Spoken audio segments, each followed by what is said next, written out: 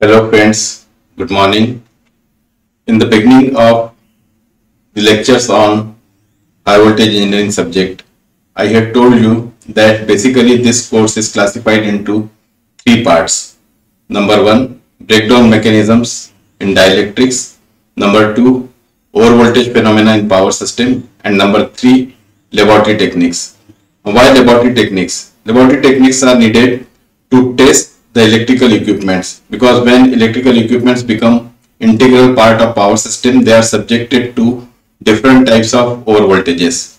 So before putting them into practice, we need to test all these electrical equipments. So we need to generate high voltages, we need to measure high voltages, and we need to conduct the testing. So I have already covered generation of high voltages and high currents topic. I have covered measurement of high voltages and high current topic.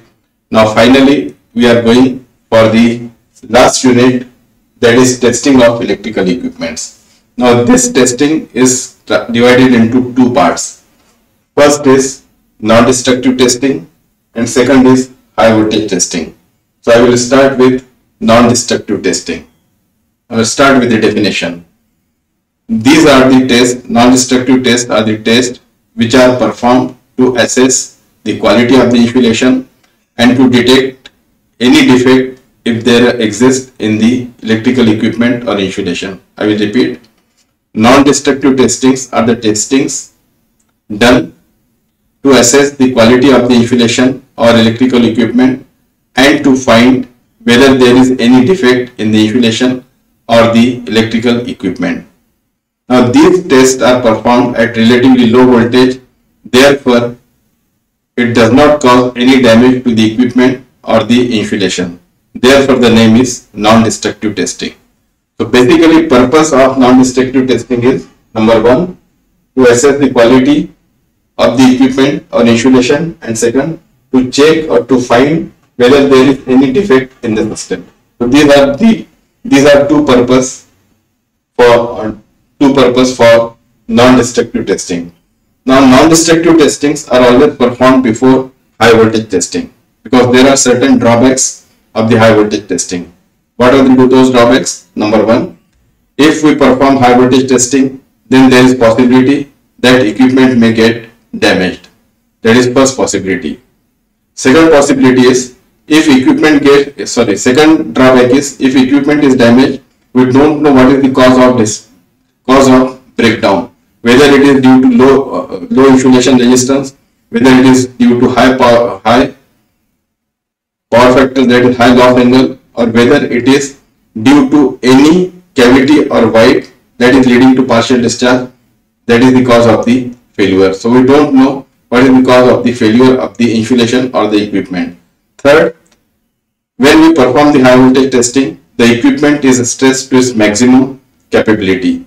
So if there is any cavity, there is possibility that it becomes high, and in the next time when it is put into the service and over voltage comes, it may get damaged. So these are three drawbacks of the high voltage testing.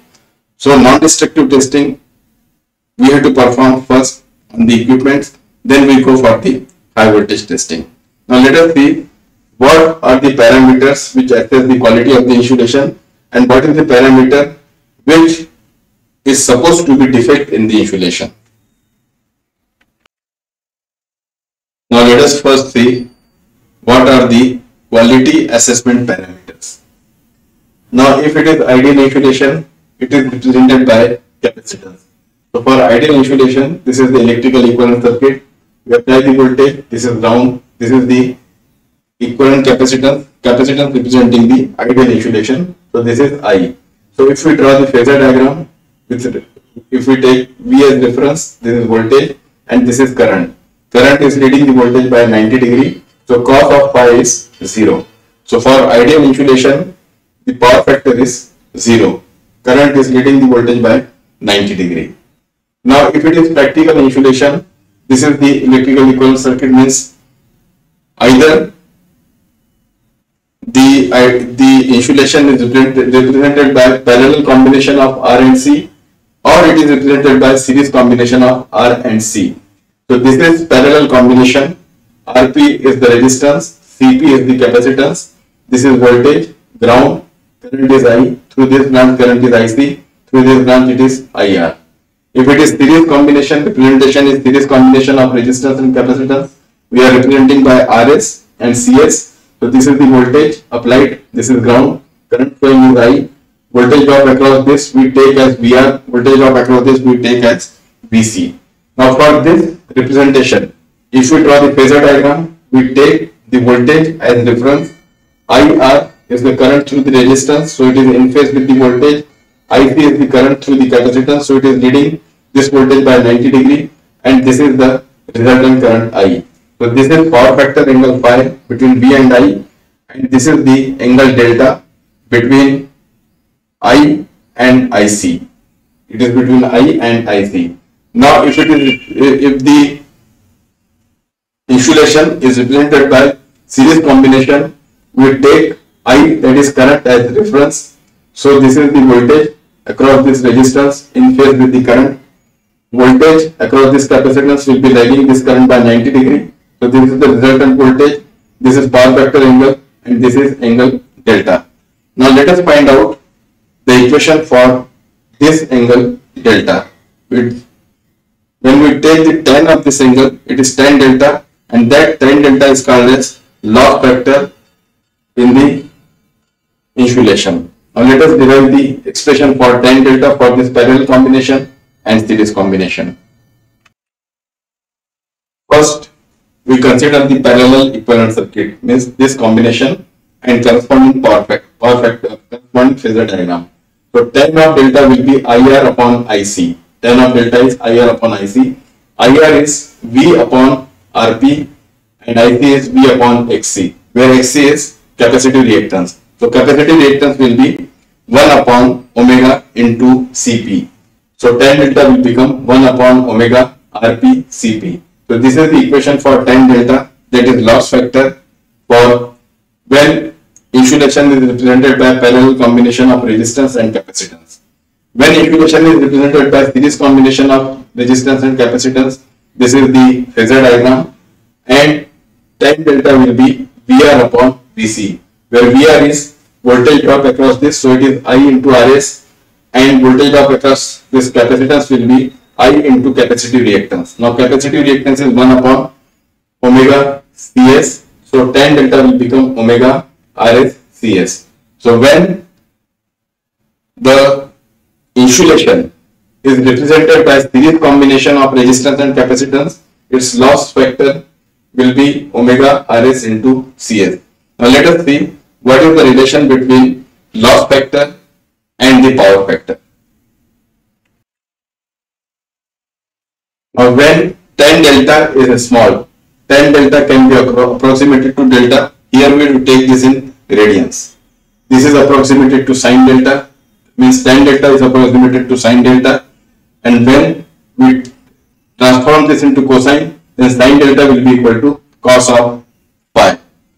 You can recall the diagram, you can see the diagram. Delta is angle between I and IC, whereas phi is the angle between resultant I and V. So delta plus phi is 90 degree, so sin delta is equal to cos factor. So we can say that for insulation, loss factor is equal to power factor provided delta is small. So power factor or loss factor is measure of the power loss in the insulation. So when we sum up, the quality assessment parameters are 3. Number 1, it is insulation resistance. Number 2, capacitance, or alternatively it is dielectric constant or permittivity. And third is loss factor. So in non-destructive testing, we are assessing the quality and we are finding insulation resistance of the insulation or electrical equipment. We are finding the capacitance, that is dielectric constant or permittivity of the insulation or equipment, and we are finding the loss factor of the insulation or the electrical equipment. So here loss factor is the most important parameter. Second important parameter is the insulation resistance, and then dielectric constant. So when we are performing the quality assessment test, we are finding these 3 parameters. Now let us see how the health of the insulation is checked. Now I will discuss how the health of the insulation is checked. So we are now drawing the electrical equivalent circuit of the insulation with cavity. Cavity is void. That is, a cavity or void is present in the insulation, and that cavity is filled either with air or gas or moisture or any other liquid. So let us say this is the cross section of the dielectric. Here I have shown a cavity. This is cavity. It may be filled with gas, water, moisture, air or any other thing other than insulation. So its breakdown voltage will be less than that of the insulation. Now its electrical equivalent circuit is like this. Now here in this equivalent circuit, one assumption is there, that is, we are not considering the resistive part of the insulation for simplicity. So this C1 represents healthy part, capacitance of the healthy part of the insulation, means except this strip, whatever insulation part we are seeing, this side as well as this side, C1 is the capacitance of that part. Now if we consider this strip, then there will be total 3 capacitances. One of this healthy part, second that of cavity, and third of this healthy part. So I am clubbing this insulation capacitance and this insulation capacitance together, and we are representing, and I am representing this by C2, and C3 is the capacitance of this cavity. Obviously C1 is greater than C2 and this is greater than C3. I have shown a switch across this cavity. Now when we apply the voltage V, this C2 and C3 will act as capacitance potential divider. So V will be equal to V2 plus V3. Now when it is sinusoidal voltage, means it is increasing or going up to peak value, reducing, then going to the negative peak value and then again reducing. Now if this sinusoidal voltage at any point exceeds the breakdown voltage of this cavity, then cavity breaks down. For example, suppose this cavity is filled with air. We assume that cavity is spherical in nature and this cavity is filled with air and it is having diameter of 1 mm. Now dielectric strength of the air is 30 kV per centimeter, means we require 3 kV for causing the breakdown of this cavity. Now suppose applied voltage is 30 kV or let us say 20 kV. Then this 20 kV will be divided into this part and this part, say V2 and V3. Now suppose V3 is 10 kV. Suppose V3 is 10 kV. Now this 10 kV is suppose peak value. So voltage is slowly increasing. Now as soon as this voltage crosses 3 kV, this cavity will break down. So when this cavity breaks down, we assume it is as good as closing of this switch. So closing of this switch means current will flow. Now this phenomena is called as partial discharge. So whenever cavity is there and the voltage across this exceeds the breakdown voltage of the cavity, then partial discharges occur. Means discharges are not covering the entire insulation part, but they are covering some part of the insulation. Therefore the name is partial discharge. So whenever there is cavity or void and voltage appearing across this cavity exceeds the breakdown voltage of the cavity, then partial discharges occur. So these partial discharges result into deterioration of the insulation, and that causes premature breakdown of the insulation. And if this insulation is integral part of any electrical equipment, then that electrical equipment may fail prematurely. So this type of, whenever there is partial discharge, that represents or that indicates that health of the insulation is not good. It is unhealthy insulation. So for detecting the health of the insulation or if there is any defect in the insulation, we perform the partial discharge test and we measure the partial discharge magnitude. Therefore, non-destructive test also covers partial discharge measurement.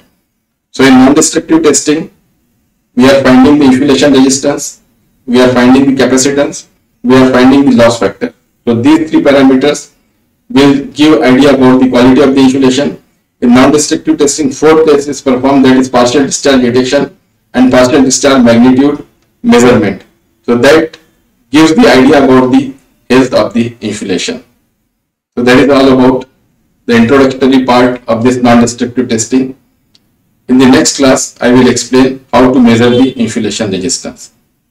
Friends, if you feel this video lecture useful, then please like it, subscribe to my channel, ask your friends, colleagues and juniors to subscribe to my channel for upcoming video lectures on high voltage engineering and power system protection. If you want to make effective and efficient use of time, then read my book on time management. The link for the book is given in the description box. I have launched a useful course for the students on UDEMY. This course is very useful for the students who are preparing for competitive and entrance exams. The link for this course is also given in the description box. Thank you.